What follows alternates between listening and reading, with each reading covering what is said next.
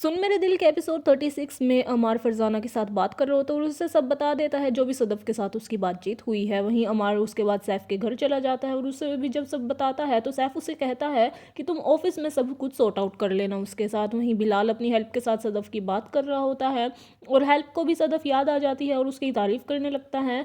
तो वो उससे पूछता है बिलाल की क्या मैं शादी कर लूँ उससे। तो हेल्प चौंक जाता है और उसे कहता है कि नामदार मिर्ज़ा साहब नहीं चाहते थे।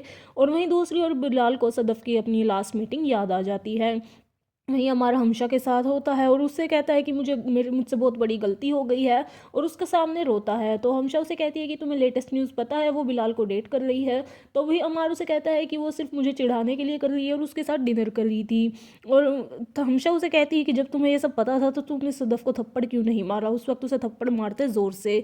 वहीं सदफ और फरजाना आपस में बात कर रहे होते हैं। फरजाना उसे कहती है कि तुम अमार पर इतना गुस्सा नहीं लग रही थी और उसके रोने पर क्यों हंस रही थी।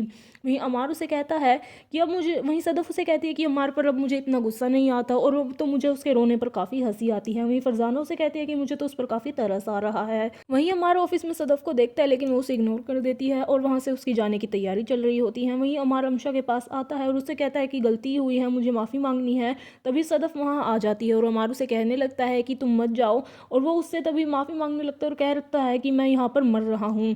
वहीं सदफ उसे कहती है कि तुम बिल्कुल नहीं मरोगे और अमार उसे कहती है कि तो हम कहीं चलकर बात कर सकते हैं। तभी सदफ उसे मना कर देती है और उनकी ये बातें देखकर हमशा भी रो रही होती हैं। वहीं अमार सैफ के सामने जाकर रो रहा होता है और उसे कहता है कि अब ऐसा लग रहा है कि जब वो लैंड करेगी तो मैं मर जाऊंगा।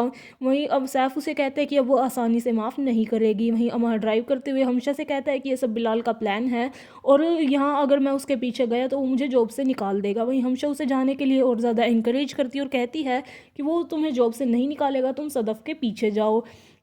लेकिन फिर भी अमार उसे यही कहता है कि ये बिलाल अब्दुल्ला की सियासत है। वहीं सदफ वहाँ अपने डेस्टिनेशन पर पहुँच जाती है और वहीं उसकी हेल्प उसे बताती है कि उससे जो कुछ भी चाहिए वो उससे मांग ले, उसे कॉल कर ले। और वहीं उसके रूम में उसके दूसरे हेल्प उसे कहता है कि सर आए थे और उन्होंने खुद इस रूम को आपके लिए सिलेक्ट किया है।